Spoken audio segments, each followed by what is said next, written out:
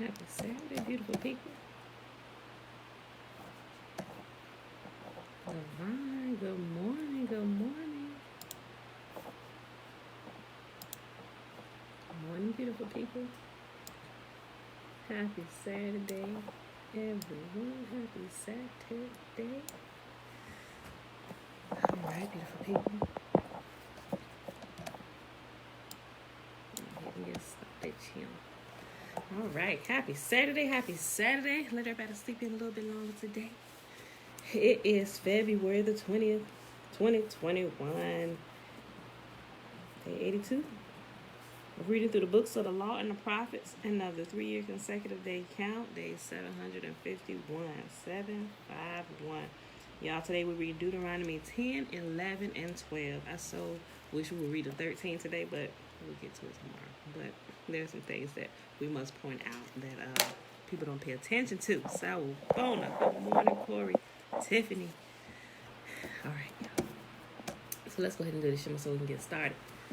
It is found in Deuteronomy chapter 6, verse 3. We start at verse 3. Hear, therefore, O Israel, and observe to do it, that it may be well with you, and that you may increase mightily, as Yahuwah, the God of our fathers, has promised us, in the land that flows with milk and honey. Hear, O Israel, Yahuwah, our God, He is one God. And you shall love Yahuwah your God with all your heart, with all your soul, and with all your might. And these words which I command you this day shall be in your heart, and you shall teach them diligently unto your children. And you shall talk of them when you sit in your house, and when you walk by the way, and when you lie down, and when you rise up. And you shall bind them for a sign upon your hand, and they shall be as frontlets between your eyes. And you shall write them upon the posts of your house and on your gates. And Yahuwah commanded us to do all these statutes, to fear Yahuwah our God for our good always, that He might preserve us alive as it is this day. And that shall be our righteousness if we observe to do these commandments before Yahuwah our God as He has commanded us. All right, y'all.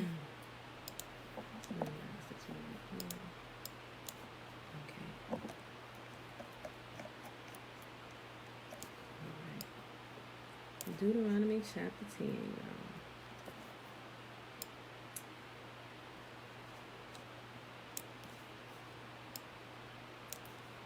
Okay. Trina Higgins. That's Wabu. Aliyah. All right, y'all. Deuteronomy chapter 10. At that time, Yahuwah said to me, chisel out 2 stone tablets like the first ones and come up to me on the mountain. Also, making a wooden ark. I will write on the tablets the words that were on the first tablets which you broke. Then you are to put them in the ark. So I made an ark out of acacia wood and chiseled out 2 stone tablets like the first ones, and I went up the mountain with the 2 tablets in my hand. Yahuwah wrote on these tablets what He had written before, the 10 commandments He had proclaimed to you on the mountain out of the fire on the day of the assembly. And Yahuwah gave them to me. I came back down the mountain and put the tablets into the ark I had made, as Yahuwah commanded me, and they are there now. The Israelites traveled from the wells of Beni Jacan to Mosera. There Aaron died and was buried, and Eleazar his son succeeded him as priest. From there they traveled to Gudgodah and on to Jothbathath, a land with streams of water. At that time, Yahuwah set apart the tribe of Levi to carry the ark of the covenant of Yahuwah, to stand before Yahuwah to minister and pronounce blessings in His name, as they still do today. I'm going to read that again, y'all. See, we missed some of these little small things. Natasha, Mom, Shalom, good day. Listen here, y'all. Listen. From there, they traveled to Gudgodah and on to Jotbatha, a land with streams of water. At that time, Yahuwah set apart the tribe of Levi to carry the ark of the covenant of Yahuwah, to stand before Yahuwah to minister and to pronounce blessings in His name, as they still do to this day. That is why the Levites have no share or inheritance among their fellow Israelites. Yahuwah is their inheritance, as Yahuwah your God told them. Now I had stayed on the mountain 40 days and 40 nights, as I did the first time. And Yahuwah listened to me at this time also. It was not his will to destroy you. Go, Yahuwah said to me, and lead the people on their way so that they may enter and possess the land I swore to their ancestors to give them. And now, Israel, what does Yahuwah your God ask of you but to fear Yahuwah your God and to walk in obedience to him, to love him, to serve Yahuwah your God with all your heart and with all your soul, and to observe Yahuwah's commands and decrees that I am giving you today for your own good. To Yahuwah your God belong the heavens, even the highest heavens, the earth and everything in it. Yet Yahuwah set his affection on your ancestors and loved them, and he chose you, their descendants, above all the nations, as it is today. Circumcise your hearts, therefore, and do not be stiff-necked any longer. For Yahuwah your God is up. For Yahuwah your God is God of gods and Lord of lords, the great God, mighty and awesome, who shows no partiality and accepts no bribes. He defends the cause of the fatherless and the widow, and loves the foreigner residing among you. Give them food and clothing, and you are to love those who are foreigners, for you yourselves were foreigners in Egypt. Fear Yahuwah your God and serve him. Hold fast to him and take your oaths in his name. See how we keep repeating this? The last day we was here, Thursday. He also brought out, remember how I tell you, like if we don't pay attention, we don't see how much Yahuwah is jealous over his own name. He said everything we do in his name alone. Just in case you blacked out for a second, let me just read it again. Let me just go back up to verse 14. To Yahuwah your God belongs the heaven of heavens, even the highest heaven, the earth and everything in it. Yet Yahuwah sets his affection on your ancestors and loved them, and he chose you, their descendants, above all the nations, as it is today. Circumcise your hearts, therefore, and do not be stiff-necked any longer. For Yahuwah your God is God of gods and Lord of lords, the great God, mighty and awesome, who shows no partiality and accepts no bribes. He defends the cause of the fatherless and the widow, and loves the foreigners residing among you. Give them food and clothing, and you are to love those who are foreigners, for you yourselves were foreigners in Egypt. Fear Yahuwah your God and serve him. Listen, hold fast to him and take your oaths in his name. He is the one you praise. He is your God, who performed for you those great and awesome wonders you saw with your own eyes. Your ancestors who went down into Egypt were 70 in all. And now Yahuwah your God has made you as numerous as the stars in the sky. Next chapter. Excuse me, Deuteronomy Chapter 11. Yes, Natasha, his name alone. When we are ignorant of what this said, is because they tell us, oh, all that's been fulfilled over here in the new, just stick with the new. Okay, what exactly, how do we need to verify? We need to verify what we're reading here. And we see that we are tested when we get over there, right? A lot of people been skipping out on studying Deuteronomy chapter 11, and that's why we here. Love Yahuwah your God and keep his requirements, his decrees, his laws, and his commands always. Remember today that your children were not the ones who saw and experienced the discipline of Yahuwah your God, his majesty, his mighty hand, his outstretched arm, the signs he performed, and the things he did in the heart of Egypt, both to Pharaoh, king of Egypt, and his whole country, what he did to the Egyptian army, to its horses and chariots, how he overwhelmed them with the waters of the Red Sea as they were pursuing you, and how Yahuwah bore lasting ruin on them. It was not your children who saw what he did for you in the wilderness until you arrived at this place, and what he did to Dathan and Abiram, the sons of Eliab the Reubenite, when the earth opened its mouth right in the middle of all of Israel and swallowed them up with their households, their tents, and every living thing that belonged to them. But it was your own eyes that saw all these great things that Yahuwah has done. Observe therefore all these commands I am giving you today, so that you may have the strength to go in and take over the land that you are crossing the Jordan to possess, and so that you may live long in the land Yahuwah swore to your ancestors to give to them and their descendants, a land flowing with milk and honey.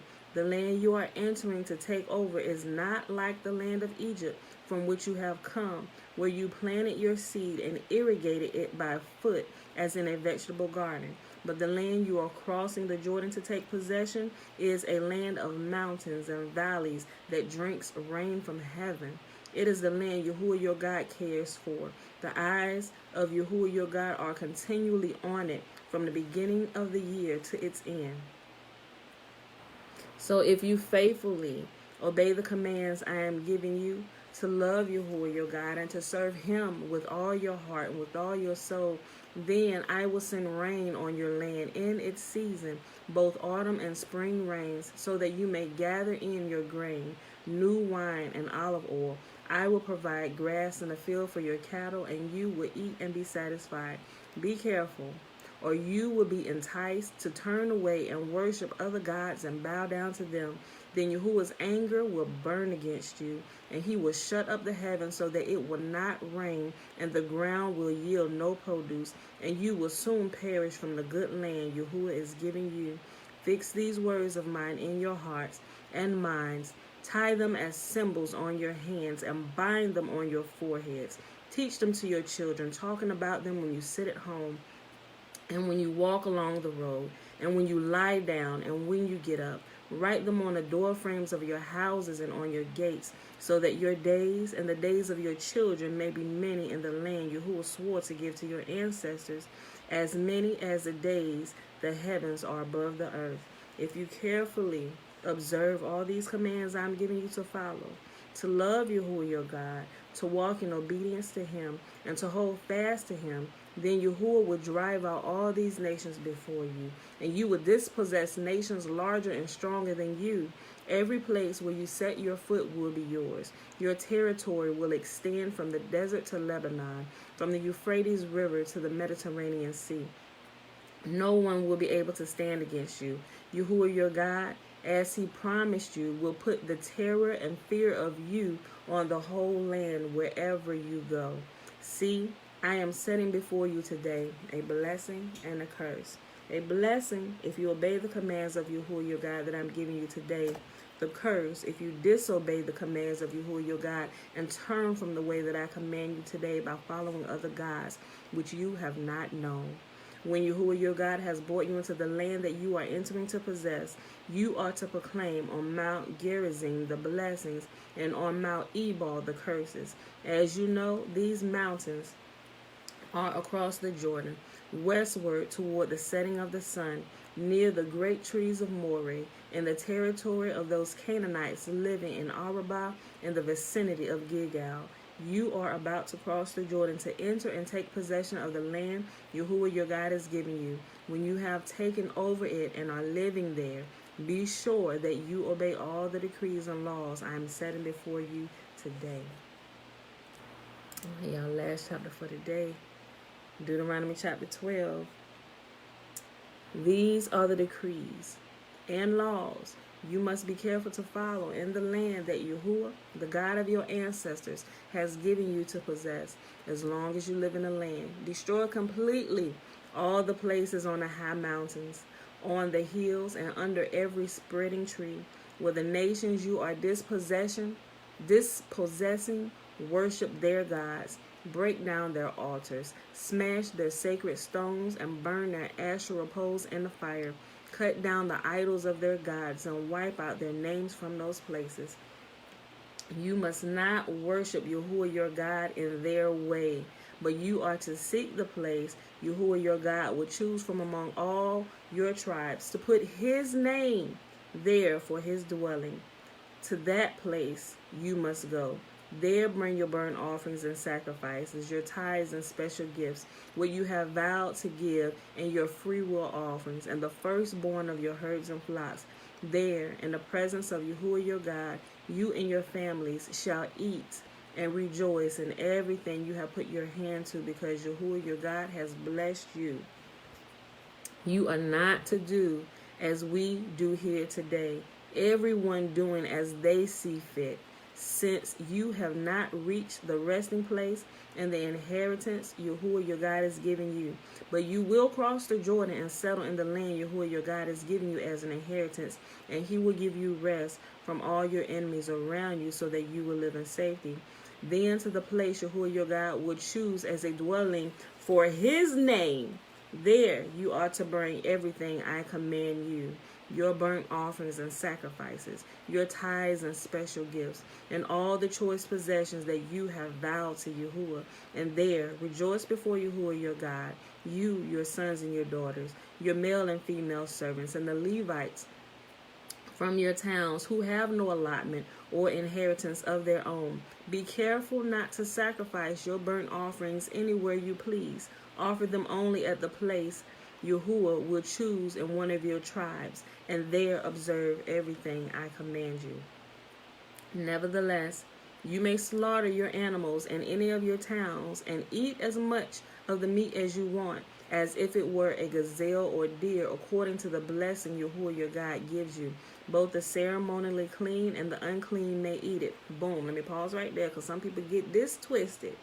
It is not saying the clean and the unclean animals alike you may eat, but it is talking about the human beings, those who are ceremonially clean and those who are not ceremonially clean. Listen, both the ceremony unclean and the clean may eat it.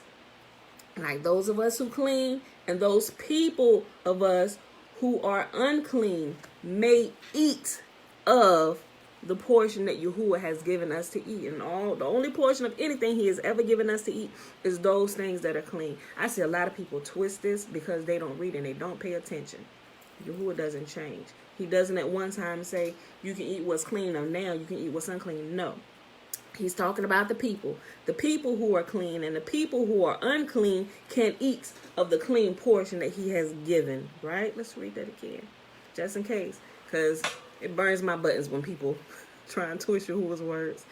Nevertheless, you may slaughter your animals in any of your towns and eat as much of the meat as you want, as if it were gazelle or deer, according to the blessing Yahuwah your God gives you. Both the ceremonially unclean and the clean may eat it. But you must not eat the blood.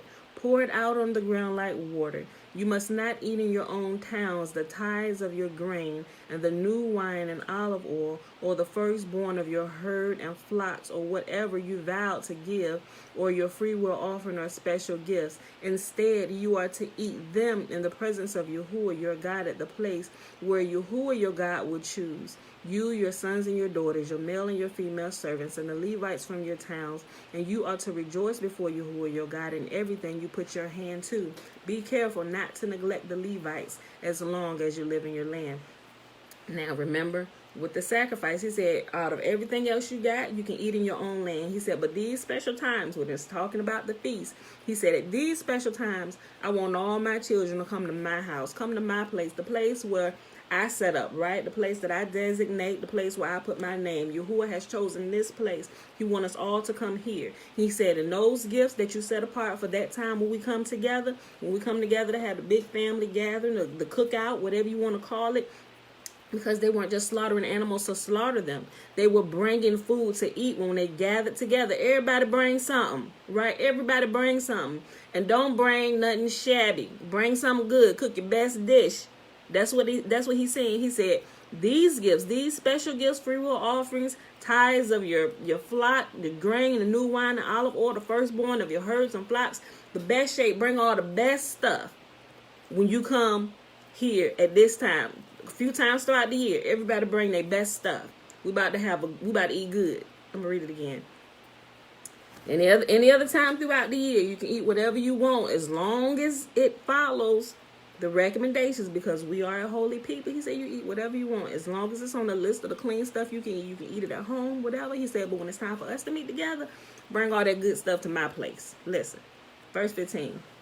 Nevertheless, You may slaughter your animals in any of your towns and eat as much of the meat as you want, as if it were gazelle or deer, according to the blessings of Yahuwah your God gives you. Both the ceremonially clean and unclean may eat it, but you must not eat the blood.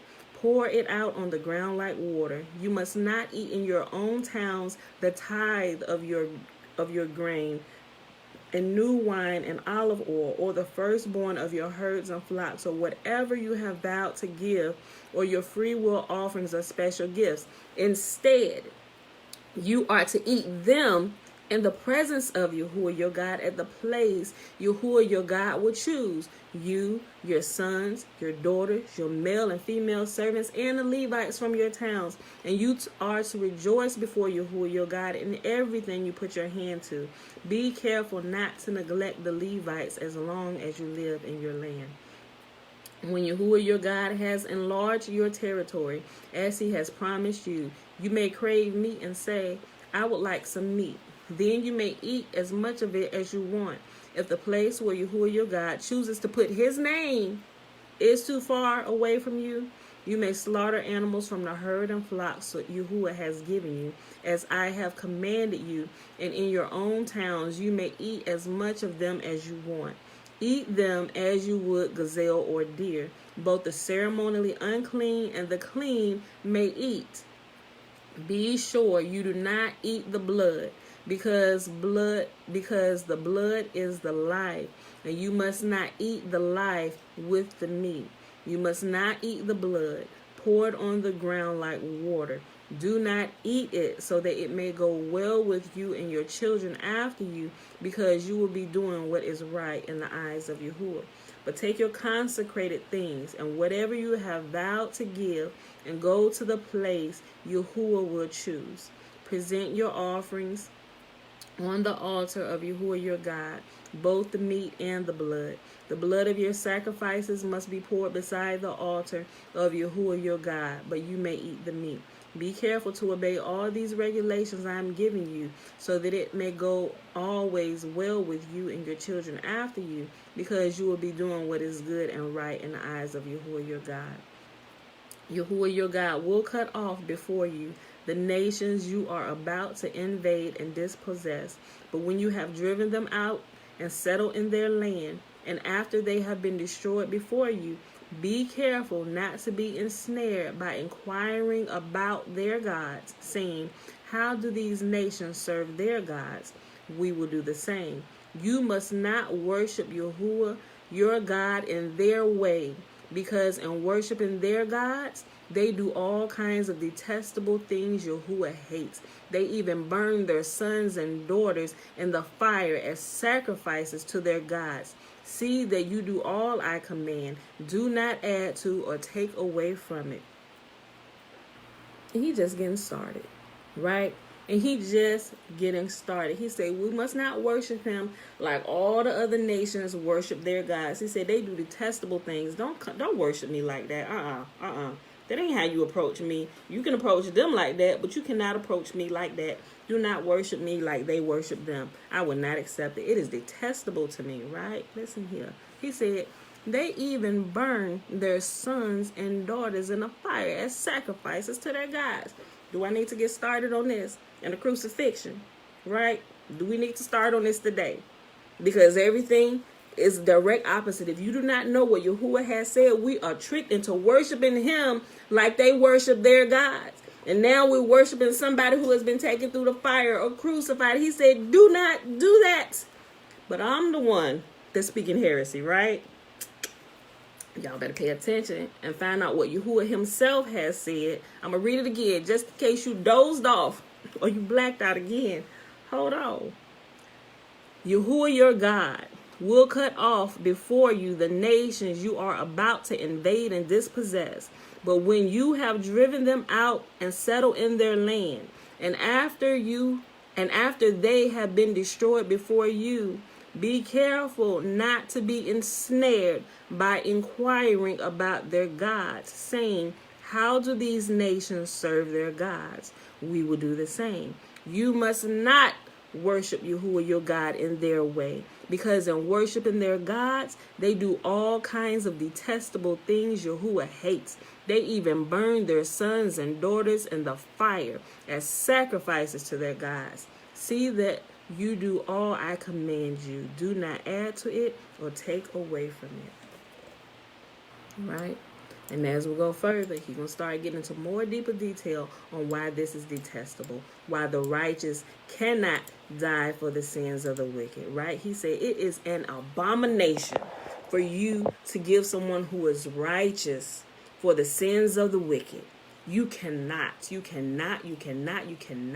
There's quite a few places he said even if Noah stood in a place for his sons, Noah would be the only one that was saved, right? And he goes through and he lists out a whole bunch of other people. He starts naming righteous people. He said even if they stood and pleaded on the behalf of their sinning children, it would be them alone. Their own righteousness could only save themselves, right? Now, granted, what they do before us and what they say to us can speak to us, but it's ultimately our choice to do what is right. We see this constantly through the book of Kings. We see this constantly through the book of Chronicles.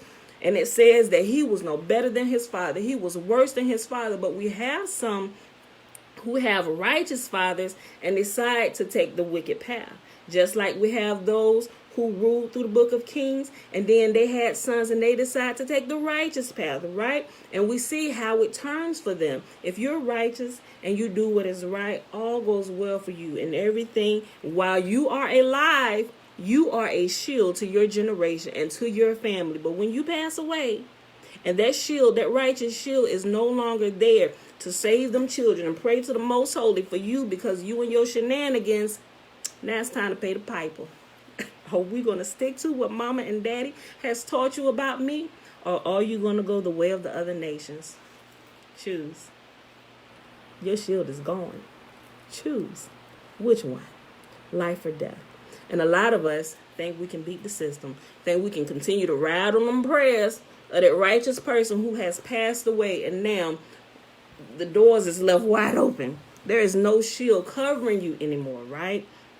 And if we weren't told and taught to follow the Most Holy and keep his commands, we find ourselves SOL real quick, right? We find ourselves in a whole lot of trouble. It's time to pay the piper, and he coming. The piper is coming, right? Some of us have lost our shield. Okay, so, but yeah, I said all that to say, not now a righteous person is going to, because ultimately, when you stand before Yahuwah, you have to give account for your own life. You really do. You can't say, oh, well, such and such. Granted, not saying that some people won't be in trouble for speaking what's wrong and teach you to do what's wrong, but a lot of it will come down to you, because it doesn't matter if they, in a sense, it doesn't matter in a way. But it does, because if you were brought up in righteousness, you're more bent into the ways of righteousness. But it's still your choice whether once you leave your parents' house, you're going to do what's right or you can choose to do what's wrong. So ultimately, it is still your choice to do what's right. You could have been modeled what's right and holy all your life and choose to go the way of the wicked. And you're going to die just like the wicked die. You know, or you could be brought up in the ways of wickedness and choose to go the way of the righteous. And you know what? You will be rewarded just like a righteous person. If you die in righteousness, all the wickedness that you have done is going to be forgotten. It's going to be wiped away, because your latter end, you repented and you began doing what's right, right? Okay. All right, y'all. So we are in the Legends of the Jews, and we're on page 326. Picking up where we left off. The title is called The Night of Tears. Volume 3, Chapter 4, The Night of Tears.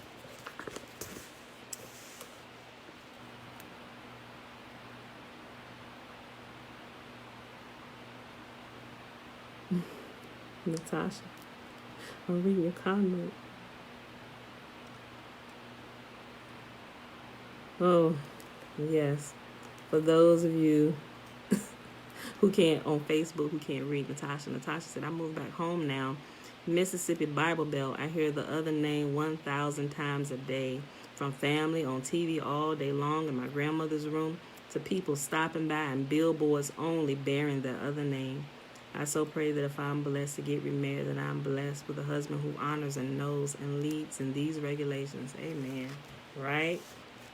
But now we know, so we can also choose wisely, right? Let me tell you something my sister said. She here. Listen. It was a friend she had, right? That she's no, if you don't mind me sharing that. I just want to share a little portion of it, right?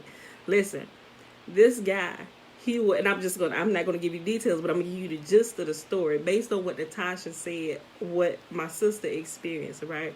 And so, we going back, we following Yahuwah's ways, right? So we learning how to walk in it and everything. So different men approach her, wanting to date her, possibly marry her, right? So this one particular gentleman a little while ago, and he looked outwardly, like he was keeping the Most High's commands. I mean, he started doing everything to, letting the beard grow out and keeping himself and changing the way he addresses the Most High and different things like that, right? And so my sister, she prayed. She said, girl, I don't know. It seems like, but I don't know. Maybe this is too good to be true. I said, just pray and ask the Most Holy. Ask y'all, right? And so she prayed and she had a dream. And she had a dream about this guy. Let me tell you, when you ask Yahuwah, he is faithful to reveal to you the truth, right? Listen. So in her dream, she saw this particular gentleman and the congregation he was going to. Even the congregation he was going to, they had begun teaching. I know you laugh, you know what I'm about to say. They had begun teaching. They're turning and they're doing what's right. They're starting to read the Old Testament. They're lining up. They're pulling out the leaven and they sticking to the meat. Like, okay, how do we need to adjust our life? And that is amazing. But people are in different levels as they're growing, right? And my sister thought this guy was a little bit further than what he actually portrayed. And he, a good guy, he's still growing and everything. But, he was early talking about marrying her. And she's like, wait a minute. Okay, it seemed like you're moving a little bit too fast. And it was like, it's like she had known him for a couple months and constantly talking about marriage. Okay, you doing what's right. You got this together. You got this. But I don't know. Something seems a little off. And, you gotta. So she prayed, right? Make a long story short, she prayed. Yahuwah gave her a dream. Here's what the dream was. I'm going to just kind of sum it up for you. In the dream, he was in his congregation. Yahuwah showed her that outwardly they looked the part. But inwardly, yeah. And he okay, that's good. Before I say this, he knew what my sister believed. Leisha, she here, so she commented on it. So Leisha, he knew what she believed because she was outright forth.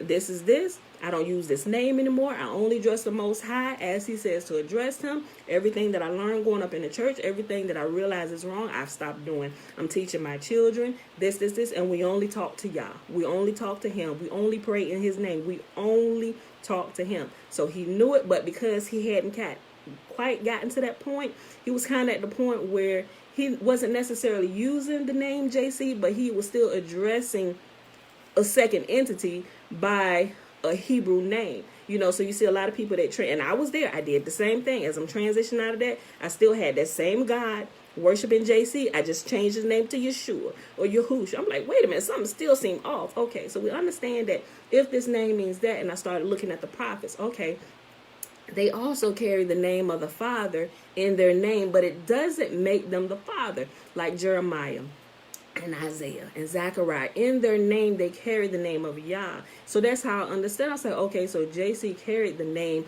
of Yah in his name, but it didn't make him God, right? It's just like the prophets. The prophets carry the name of the Father in their name, but it doesn't make them the Father. Their job is to push everybody back to the Father. It was the same thing. They're supposed to push everybody back to the Father, not themselves become worshipped as gods, right? So that's what happened in the dream.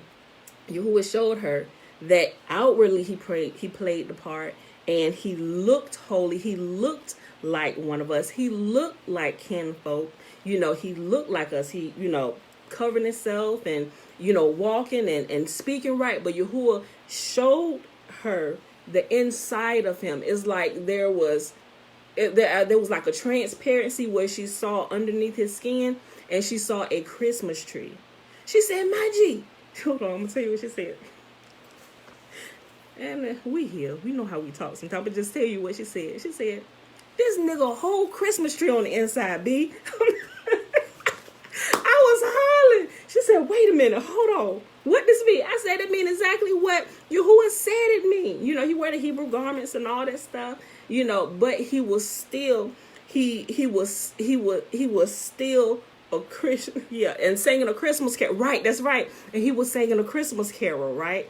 And she couldn't understand. I was like, Alicia, it's exactly what it says it is, right? He ain't there. I'm not saying he's not going to completely put away the pagan ways, you know, but as of right now, he's just a Christian in disguise, right? It just, he looks like us, but he's not like us yet, you know. So you do with that what you will, right?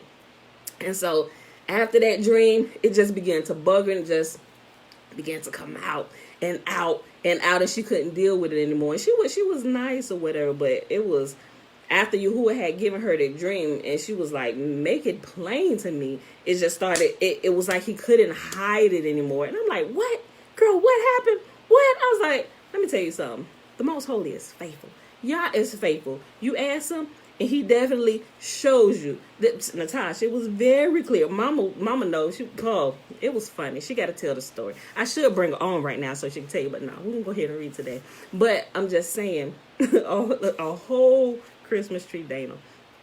So that's what I'm saying. We have to really be careful, and we have to keep to Yahuwah's commands. We're not perfect when we just start out, because we're fumbling in the dark, and especially when we come from the strong delusion. Yahuwah said it's gonna be a strong delusion, and a lot of people still don't realize that strong delusion or that deep deception is Christianity. It is strong. You know how long it took me to pull, I had to literally step away from the church so Yahuwah could do a detox on me, because it's strong. Like the gods in there, I mean, not saying that some people there that truly love Yah is not speaking to them, and he's trying to wake them up and look, pay attention, here, come on. You know, but it is super strong. It's strong. And if you truly do not have a heart to really know the Most High, even though you may be completely ignorant and calling him by another name, if your true heart's desire is not really to know him, but just kind of float by with everybody else, you're going to stay in that deception. You're not going to be able to pull yourself away from it. Why?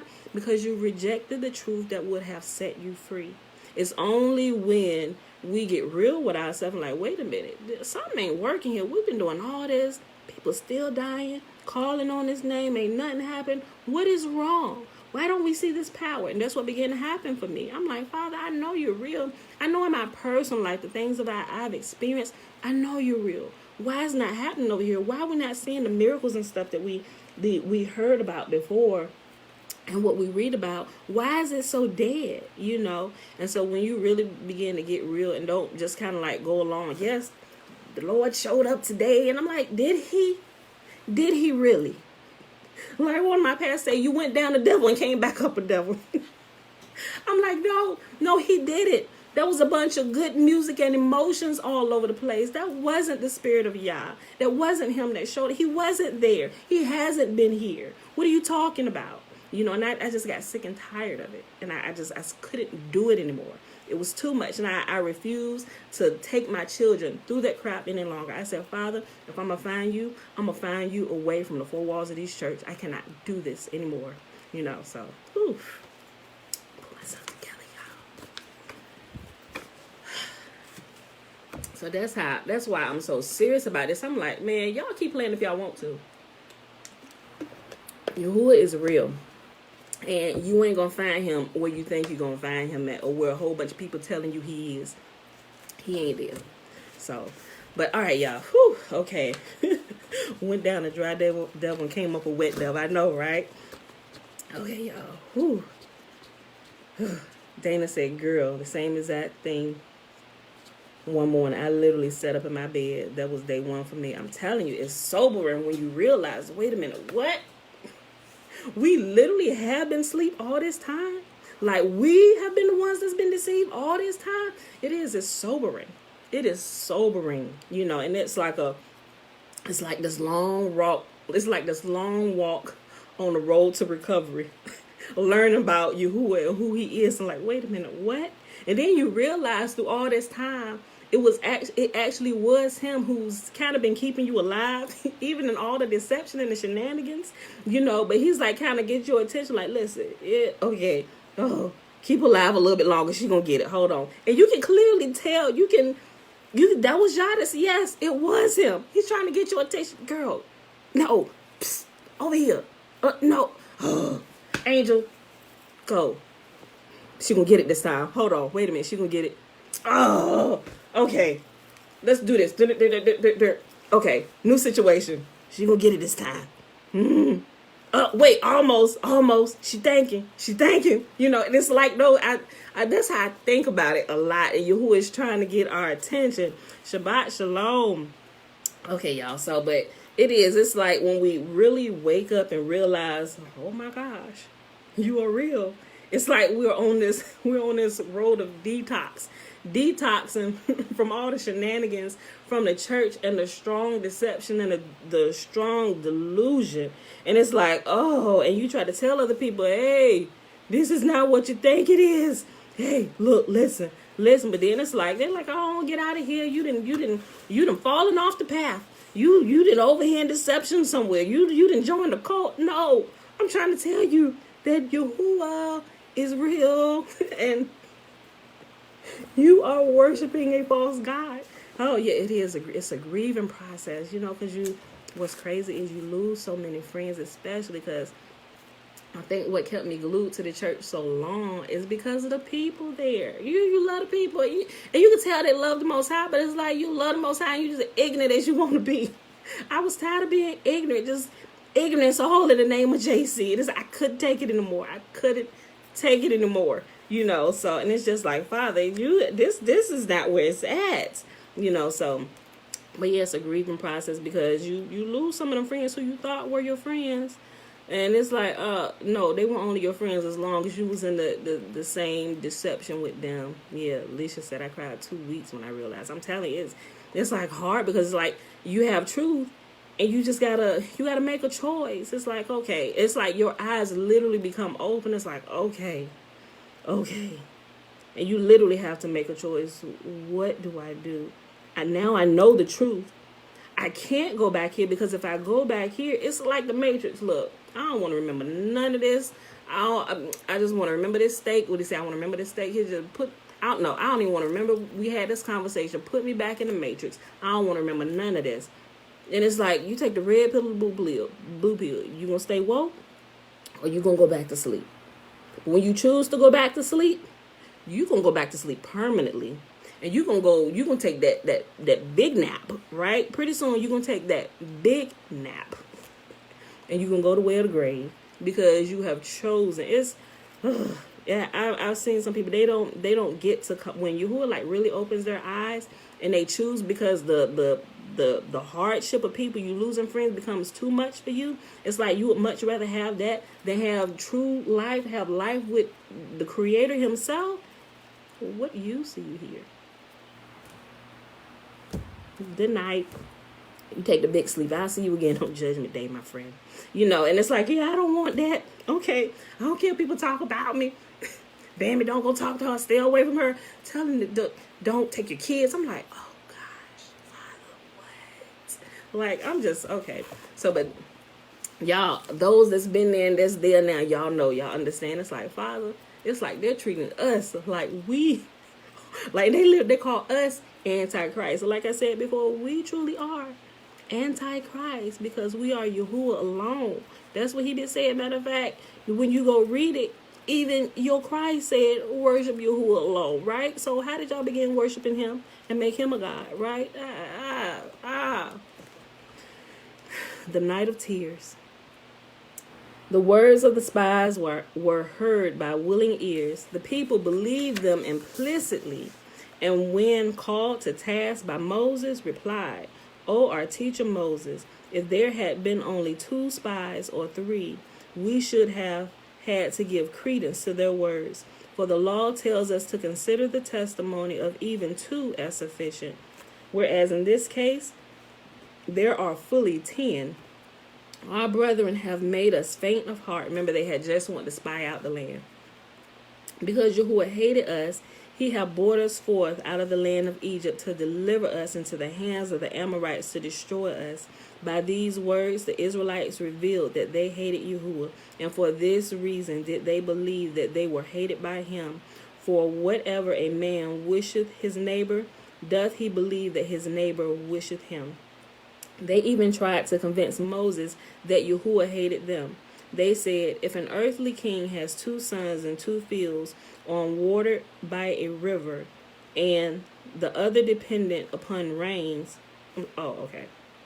If an earthly king has 2 sons in 2 fields on water by a river, and the other dependent upon rains, will he not five the ones? What? Will he not five the ones that is watered by the river to his favorite son? And get, that's supposed to be give. I'm sorry. It's typo, y'all. I'm sorry. Okay. If an earthly king has 2 sons in 2 fields, one watered by a river, and the other dependent upon rains, will he not give the one that is watered by the river to his favorite son, and give the other less excellent field to his other son? Yahuwah led us out of Egypt, a land that is not dependent upon rain, only to give us the land of Canaan, which produces abundantly only if the rain falls.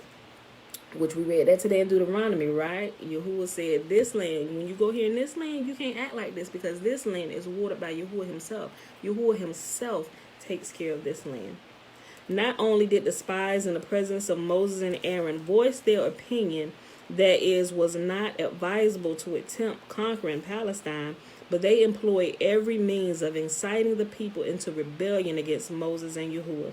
On the following evening, every one of them betook himself to his house, donned his mourning clothes, and began to weep bitterly and lament. Their housemates quickly ran toward them, and in astonishment asked their reason for these tears and lamentations.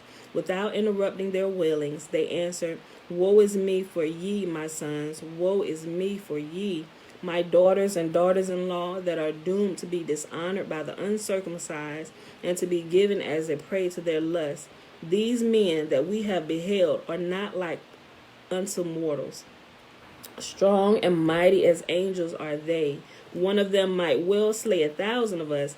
How dare we look into the iron faces of men so powerful that a nail of theirs is sufficient to stop up a spring of water? At these words, all the household, sons, daughters, and daughters-in-law, burst into tears and loud lamentations. Their neighbors came running to them and joined them in the wails and sobs until they spread throughout the whole camp. And all 60 myriads of people were weeping. Like, they got the whole camp shook because of their report. Like, look, it's giants over there. They eating people. Ain't nobody surviving over there. And Caleb and Joshua like, we can take them. What y'all talking about? The whole camp is screaming in torment. Like, he just brought us here to kill us. When the sound of their weeping reached heaven, Yahuwah said, Ye weep today without a cause. I shall see to it that in the future ye shall have a cause to weep on this day. Let me keep reading. It was then that Yahuwah decreed to destroy the temple on the 9th day of Av, the day on which Israel in the wilderness wept without a cause, so that this day became forever a day of tears. The people were not, however, content with tears.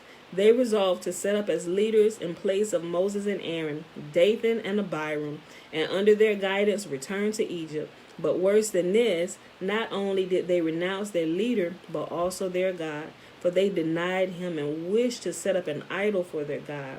Not only the wicked ones among them, such as the mixed multitude, demurred against Moses and Aaron, but those also who had heretofore been pious, saying, Would to Yahuwah that we had died in the land of Egypt, or would to Yahuwah that we had died in this wilderness.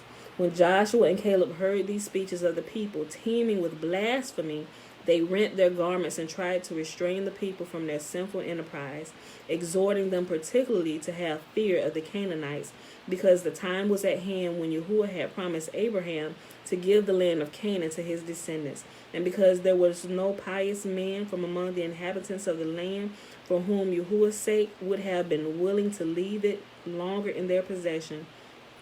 They also assured the people that Yahuwah had hurled from heaven the guardian angel of the inhabitants of Palestine, so that they are now impotent. The people, however, replied, "We do not believe you. The other spies we have are..."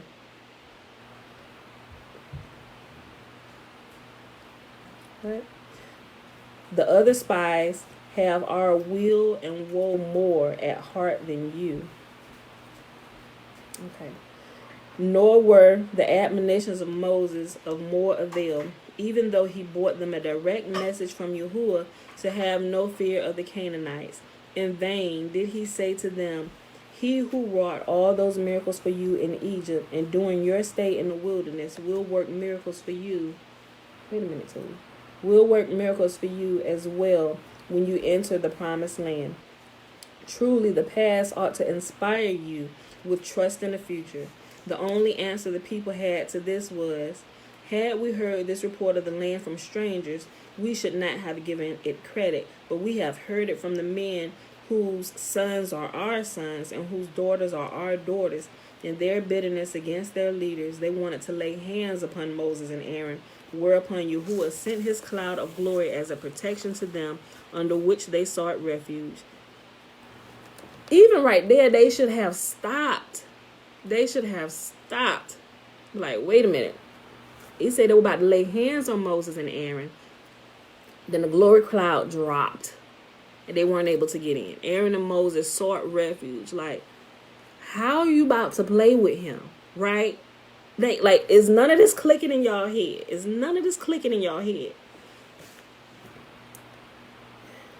In their bitterness against their leaders, they wanted to lay hands upon Moses and Aaron, whereupon Yahuwah sent his cloud of glory as a protection to them, under which they sought refuge. But far from being brought to a realization of their wicked enterprise by this divine apparition, they cast stones at the cloud. Oh, how dumb can you be? Like, let me tell you something. When we trust the Most High like this, things like this happen for us. Like, a cloud will be dropped to protect you. That's why I be trying to tell people, look, my grandma used to always say, and I just like, it was a normal thing for me. She'd say, "You got this stupid kind of faith," and I hear her voice from time to time where people be like, "Girl, you crazy. That is not going to work for you." But it always seemed to work for me because I know the Most Holy is real. Like I said, I've had too many supernatural experiences in my life to not believe that to ever even think that he will not show up for me, right? And so it's like, let me read this again, y'all. In their bitterness against their leaders, they wanted to lay hands upon Moses and Aaron, whereupon Yahuwah sent his cloud of glory as a protection to them, under which they sought refuge. But far from being brought to a realization of their wicked enterprise by this divine apparition, they cast stones at the cloud, hoping in this way to kill Moses and Aaron. This outrage on their part completely wore out Yahuwah's patience, and he determined upon the destruction of the spies and a severe punishment of the people misled by them. Ingratitude punish. Oh, Trina, she said she deleted her comment because she spelled a word wrong. I like to spell things correctly. Oh, well, you should have been able to correct that, but then maybe not. I don't know. Okay. I know. I'm a stickler for English too, right? Okay. With the next section, ingratitude punish. Yahuwah now appeared to Moses, bidding him convey the following words to the people. "You kindle my anger on account of the very benefits I conferred upon you. When I clove the sea for you, that you might pass through, while the Egyptians stuck in the loam at its bottom, you said to one another, 'In Egypt we trod loam, and he led us out of Egypt only that we might tread it again.' I gave you manna as food, which made you fat and strong, but you, perceiving of it, said, How comes it to pass that 20 days a human being dies if after 4 or 5 days he does not excrete food that he has taken? Surely we are doomed to die. Remember, because they were starting to get a little worried. They was like, wait a minute, we ain't had to go to the bathroom. You know, Yahuwah said with the manna is like angel's food. It dissolves in the body. You will have no need. I mean, because listen, when I came across this, my thoughts were already going there. I started, based on what I had known about the wilderness, I started thinking, look, I'm thinking, okay, so Yahuwah's going to gather us again. And if we're going to have another wilderness experience, because me, I like to be clean, go to the bathroom, shower whenever I want to and stuff. And it's like, excuse me, Father, and forgive me now if I'm speaking out of turn or if I'm just ignorant and don't understand. I'm like, how are we going to clean ourselves? How are we going to go to the bathroom? Is we going to run out of tissue? We done seen how horrible this can get here in this pandemic. What is we going to do? Like, seriously, because I wanted to know. And it was after I had, it was like a day later after I had prayed that prayer when I came upon this portion about the manna and how it talked about how the manna we would have, they had no need to go to the bathroom like this, right? Because he supplied manna for them and it dissolved in their body. And not only did it dissolve in their body, but it almost made them immortal. It made them strong. It made them fat. They weren't lacking anything, right? And if y'all missed that part, y'all got to go back there and y'all got to reread it. I'll try. I'm gonna how to find that video. I'm going to find the section in here because I dated it. That's how I find it. And I'm going to make myself a note. Hold on. That way, if y'all missed it, y'all can go back and watch that video. At least if you got the book, go back to that section and read it. Hold on. Find that video. And post it. And I think I may have put it in the title. I know it's a couple videos where I use manna in the title, but I'm not sure if it's that particular portion where it's talking about how it dissolves in the body and you wouldn't have any need to actually go to the bathroom and excrete and stuff. The monthly anti-flow. Oh, this stuff is addressed, right? Listen, you would know this. Like, this would be something. I'm like, this. If I think, like, not, I was being real. I said, Father, I'm just, like I said, forgive me. I said, but this could be a disgusting, disastrous thing, having all these people. I said, not everybody among our people know how to properly keep themselves clean. I said, we ain't just talking about must. We're talking about all kinds of body odors, butt funk, women that don't know how to keep themselves flower fresh smelling. I said, I can't do these horrible smells. I said, so how is we going to take care of this? Seriously, I'm just honest, and that's, like I said, that's when I came upon this. I'm like, okay. And not only that, but the manna, it was like a fragrance to the body as well. I'm like, okay.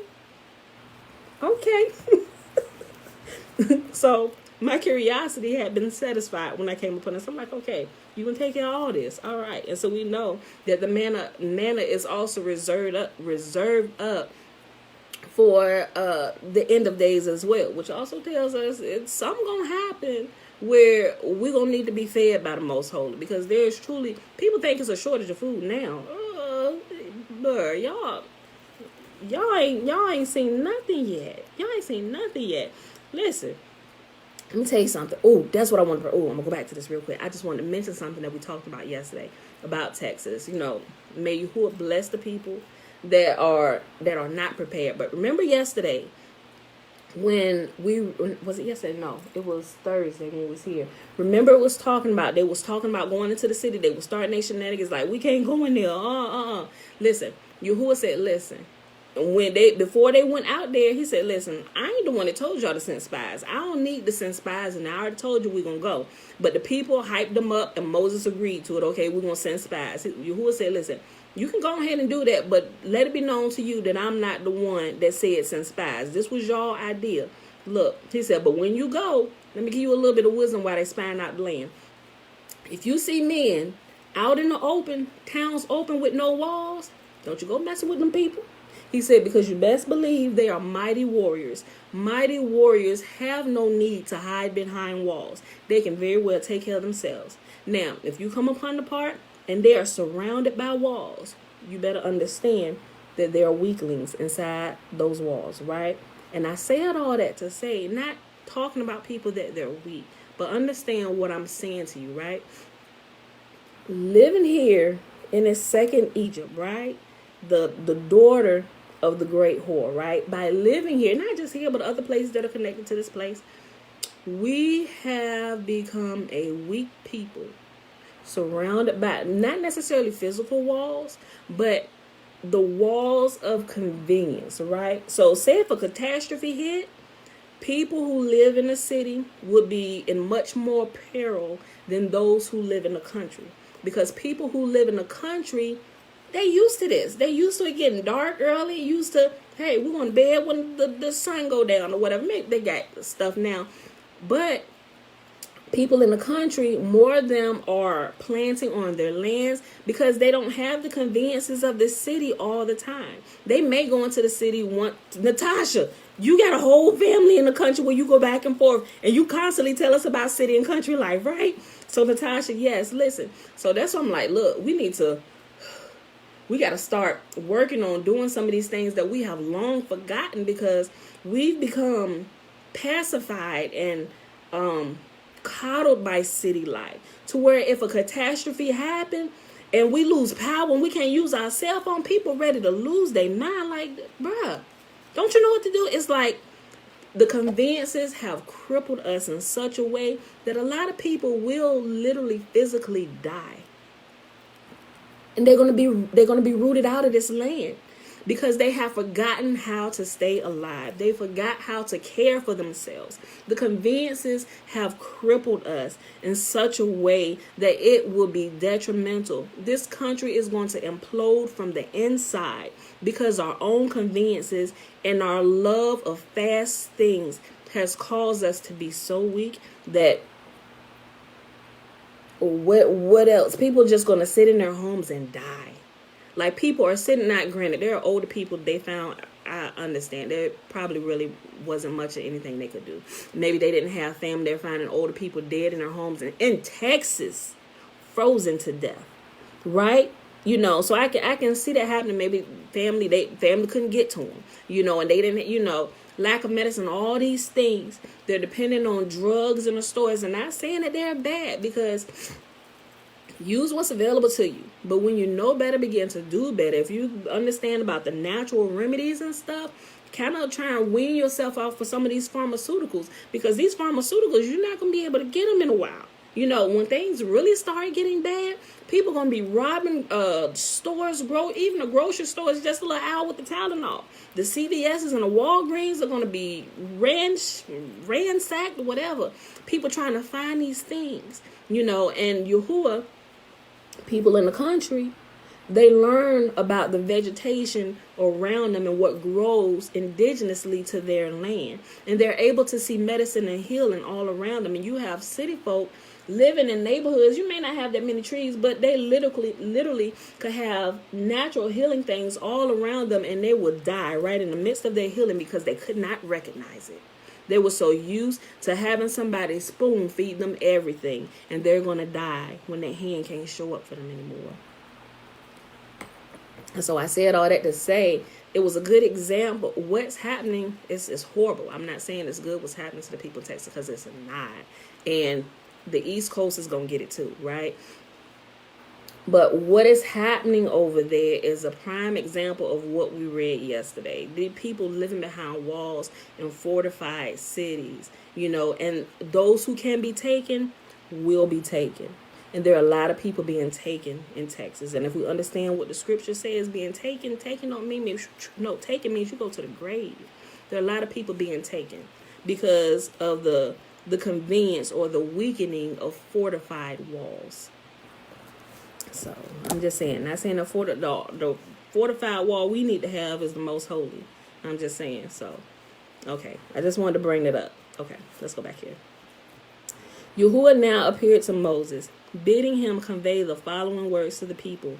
You kindle my anger on account of the very benefits I conferred upon you when I clove the sea for you, that you might pass through, while the Egyptians stuck in the loam at its bottom, You said to one another, in Egypt we trod alone, and he led us out of Egypt, only that we might tread it again here.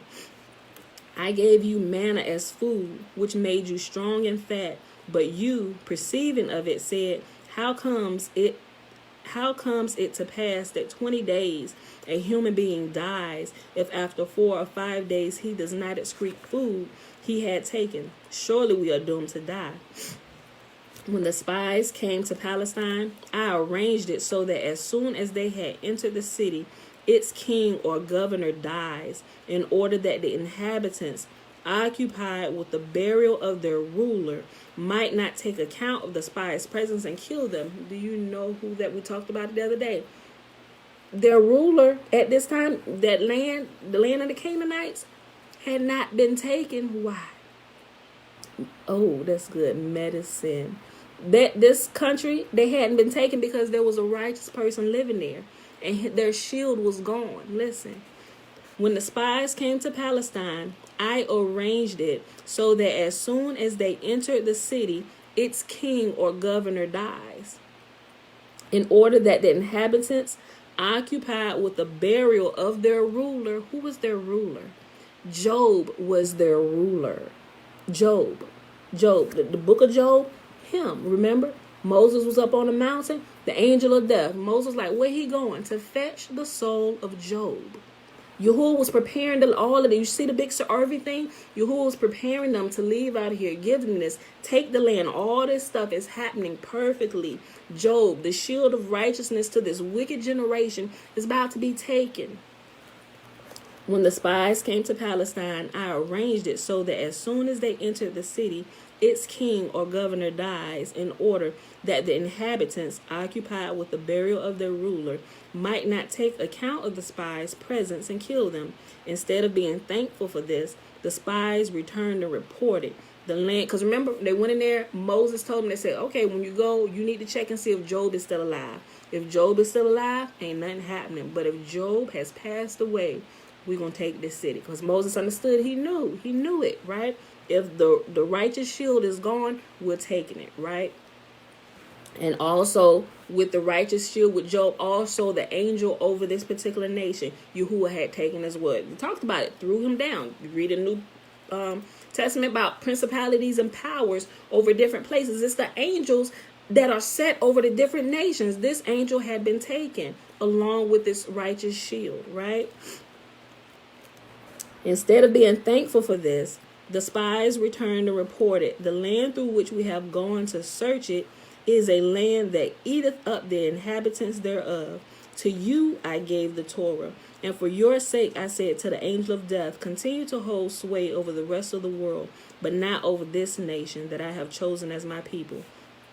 Truly I had hopes that after all of this you would sin no more, and like myself and the angels would live, and like myself and the angels you would live eternally without ever tasting death. You, however, in spite of the great opportunity that I offered you, conducted yourselves like Adam. Upon him did I also lay a commandment, promising him life eternal on the condition he observe it. But he brought ruin upon himself by trespassing my commandment and eating of the tree. To him I said, dust thou art, and dust thou shalt return. Similar was my experience with you. I said, you are angels, but you conducted yourselves like Adam in your sins, and hence, like Adam, you must die. Like your body should just leave your breath should just leave your body. I'm just going to read this again. Oh, this is so good. Listen. Okay, listen. I'm going to just go back up here. Instead of being thankful for this, the spies returned and reported, the land through which we have gone to search it is a land that eateth up the inhabitants thereof.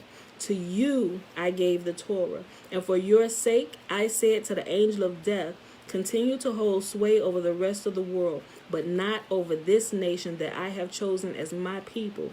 Truly I had hopes that after all this you would sin no more, and like myself and the angels would live eternally without ever tasting death. You, however, in spite of the great opportunity that I offered you, conducted yourselves like Adam. Upon him also did I lay a commandment, promising him eternal life on the condition that he observe it. But he brought ruin upon himself by trespassing my commandment and eating of the tree. To him I said, Dust thou art, and unto dust shalt thou return. Similar was my experience with you. I said, You are angels, but you conducted yourselves like Adam in your sins, and hence, like Adam, you must die. I had thought and hoped you would follow the example of the patriarchs, but you acted like the inhabitants of Sodom, who in punishment for their sins were consumed by fire. If Yahuwah continued, turning to Moses, they suppose that I have need of swords or spears to destroy them. They are mistaken. As through the word I created the world, so can I destroy the world by it, which would be a proper punishment for them. As through their words and their talk, as through their words and their talk they angered me, so shall the word kill them, and thou shalt be their heir. For I will make thee a greater nation, mightier than they. Moses said, If the chair with 3 legs could not withstand the moment of thy wrath, how then shall a chair that have but 1 leg endure? Thou art about to destroy the seed of the 3 patriarchs. How then may I hope that my seed is to fare better? This is not the only reason for which thou shouldest preserve Israel. As there are other considerations why thou shouldest do so. Were thou to destroy Israel, the Edomites, Moabites, and all the inhabitants of Canaan would say that thou hast done this only because thou wert not able to maintain thy people, and therefore thou did destroy them. These will furthermore declare that the gods of Canaan are mightier than those of Egypt, that thou hast indeed triumphed over the river gods of Egypt, but that thou wert not the peer of the rain gods of Canaan. Worse than this, the nations of the world will accuse thee of continuous cruelty, saying, He destroyed the generation of the flood through water. He raised to the ground the builders of the tower, as well as the inhabitants of Sodom. And no better than theirs was the fate of the Egyptians, whom he drowned in the sea. Now he hath also ruined Israel, who he called my firstborn son. Moses is like, Father, hold on, listen. You already got this reputation, and the people think you just killed everybody that piss you off. He said, but they're going to go and tell everything that you did, even till you get to your own firstborn son, Israel. And they're going to say he got pissed with them and killed them all too. And you're going to just have this reputation of being completely horrible. Listen. Worse even than this, the nations of the world will accuse thee of continuous cruelty, saying, He destroyed the generation of the flood through water. He razed to the ground the builders of the tower, as well as the inhabitants of Sodom. And no better than theirs was the fate of the Egyptians, whom he drowned in the sea. Now he also ruined Israel, whom he called my firstborn son, like Lilith, who when she can find no strays, like Lilith, who when she can find no strange children, slays her own. So did he slay his own. Moses furthermore said, Every pious man makes a point of cultivating a special virtue.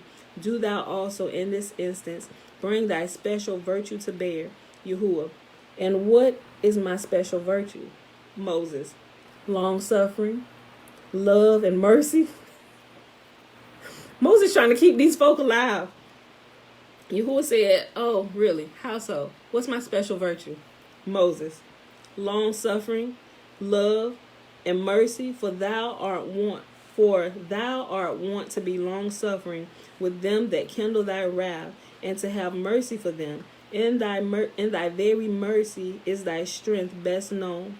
Mete out to thy children then justice in small measure only, but mercy in great measure. Moses well knew that mercy was Yahuwah's chief virtue. He remembered that he asked Yahuwah when he interceded for Israel after their sin of the golden calf, Pray, tell me by what attribute of thine thou rulest the world.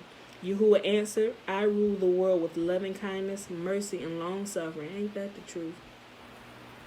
Can it be, said Moses, that thy long suffering lets sinners off with impunity? To this question Moses had received no answer. Hence he felt he might now say to Yahuwah, act now as thou did then assent. Justice that demands the destruction of Israel is on one side of the scales, but it is exactly balanced by my prayer on the other side. Hold on, Pootie. Let us now see how the scales will balance. Yahuwah replied, as truly as thou livest, Moses, thy prayer shall dip the scales on the side of mercy. For thy sake I must counsel my decision to annihilate the children of Israel, so that the Egyptians will exclaim, happy the servant of those whose wish his master defers. I shall, however, collect my debt. For although I shall not annihilate Israel all at once, they shall make partial annual payments during the 40 years. Oh my gosh. Ugh. You listen, I'm collecting. Say to them, your carcasses shall fall in this wilderness, and all that were numbered of you according to your whole number, from 20 years old and upward, which have murmured against me. And your children shall be wanderers in the wilderness 40 years, and shall bear your whoredoms until your carcasses be consumed in the wilderness.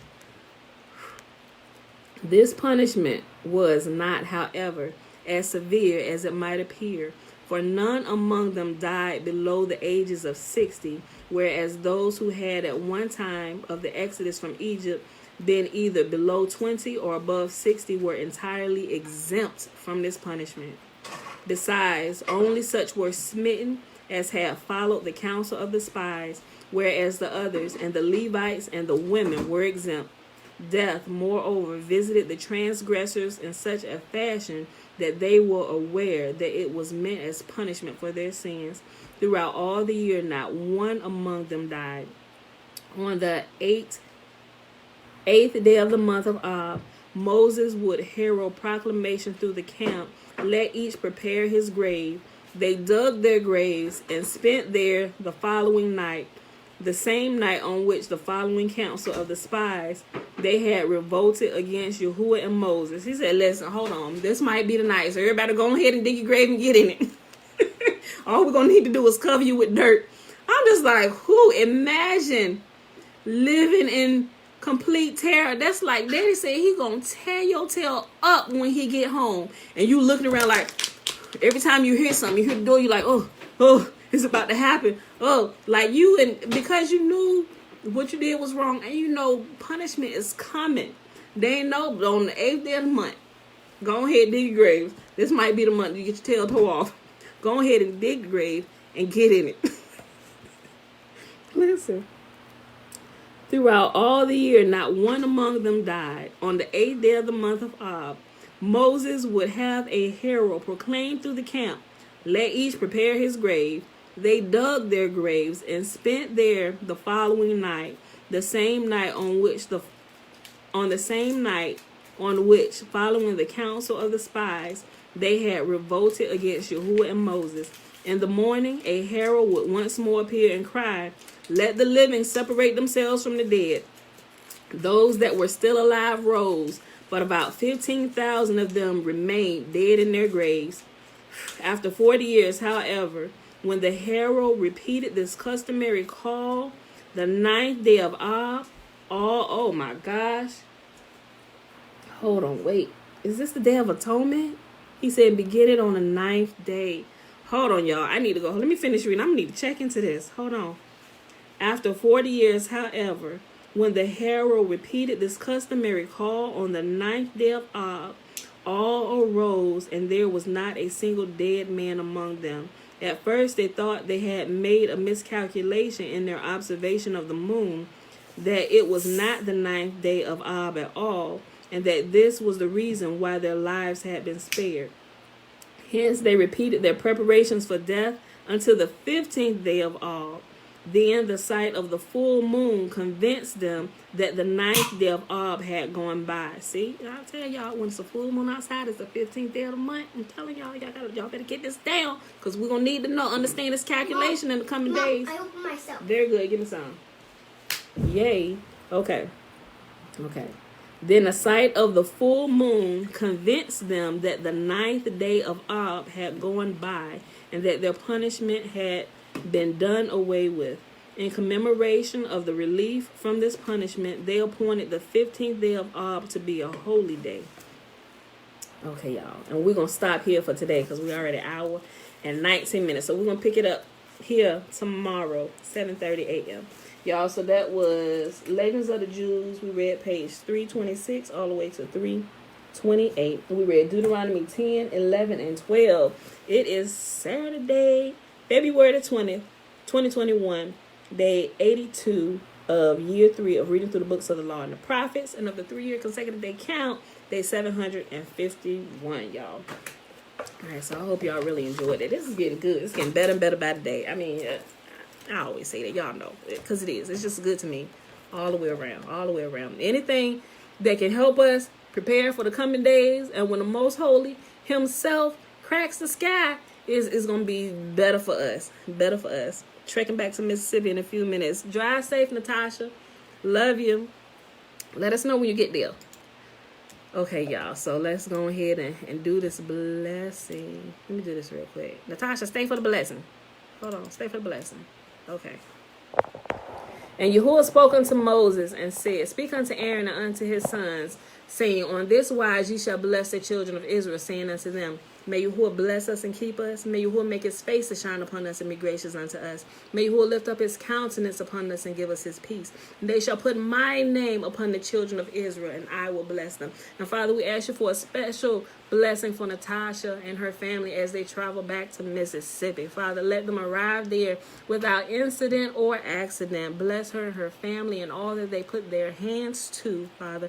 And we ask you that you surround them with your cloud of glory on every side, wherever they go. Father, give them wisdom while they're out there and preparing for the days to come. Father, we thank you and we love you. In your most holy name, we ask these things and we count them done. Hallelujah. All right, y'all. So I hope y'all enjoyed the reading for today. That is it. I ain't got nothing else. I'm going to check these comments real quick.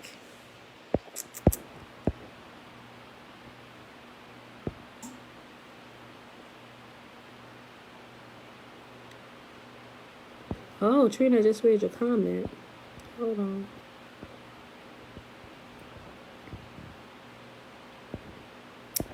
Well, I don't know what's going on with that. I mean, I guess, Trina said, funny thing, only my husband, well, we all know it now. I'm about to read it. You posted it, so everybody about to know. Funny thing, only my husband knows this. I've taken a COVID test a few times and the results were negative, but I cannot smell stinking things. I can, however, smell fruity and flower smells, but stinky I cannot smell. How is this? That could be a blessing all at one time. But I don't know. Get you some, hold on.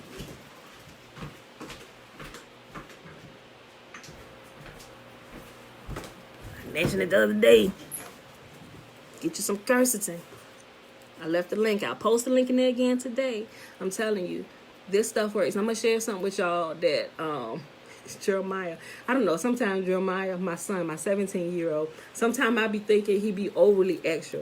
But one day last week, he came running down the stairs. No, not this time. He didn't come running. He came down. He came down like sneezing and stuff. I was like, hey, boy, hey, you better sneeze into your arm. Go get my Lysol and stuff. Right? I was like, we ain't playing that in here. And he just kept on sneezing. I was like, what is wrong with you? I said, everybody, it's a little... I was really about to quarantine. I was like, why are you coughing and sneezing like that? What are you doing? And mind you, he had recently been out the house PTing with some of the Marines on the whatchamacallit. And I'm like, wait, what? You know, he said, I don't know. He said, Mom, I don't think I can taste anything. He said, I need some bread. He grabbed bread. He grabbed hot dog buns. And he just yelled, oh my God, I can't taste it. I'm like, Father, in your most holy name, I don't know what's going on with this boy. I said, but you need to fix it right now. I said, we got too many people in this house to be bringing these shenanigans in here. Hold on, Pootie. And so he was like, wait a minute, hold on. Wait, hold on, I think I can taste it. Wait. I couldn't just taste a minute ago. Wait a minute. He got some water. Hold on. okay. I thought I had been stricken with COVID. I started repenting. I was like, boy, what is you doing in your life? Why would you even think you would get it? And so I was like, listen, I opened up. I said, whatever you're doing, you better stop it. I said, I don't know what you're doing, but you shouldn't have even been scared that you got it. I said, so go get this. I went in my cabinet. I gave him vitamin D, vitamin C. I gave him some water with my burdock root, the liquid. I said, take all of this right now. I said, you need to come back down here in about 6 hours and get some more of this, right? And so he just literally had that scare. Like, whatever was going on with him, because his eyes started watering. He was doing all that. I was like, no, we are not having this in this house. They hit me in my arm. Tell Z I'm going to get him. So, but I was like, yeah, we're not playing these games around here, So I was like, Jeremiah, like, I'm serious. He said, I wasn't doing anything. He said, I'm sitting and playing the game, and I've been working out over here. And I was like, okay, all right, boy. He said, Ma, I promise, I haven't been doing anything that I shouldn't be doing. I was like, okay. But after about 2 days, he was fine, So now I'm telling you, when I say this stuff, it tells you powerful immune and respiratory support. This stuff works like the Dickens in this seasonal blemish. It could have been, but my kids, like a couple people in our family might have got allergies. My children don't have allergies. We don't do that, But when he did that, he just, I don't know. He been watching a lot of YouTube videos and stuff too, freaking himself out. Like, boy, cut it off. Stop self-diagnosing. Okay, we gotta go. Children, they starting to do the most. Okay, we did the blessing. Get you some of this. I'll post a link up here, and I'm gonna post a video about the manna shortly. All right, love y'all. I see y'all in the morning, 7:30 a.m. Eastern Standard Time. You cannot get up here. Tomorrow morning, 10:30 a.m. Eastern Standard Time. Peace. Love y'all. We out of here.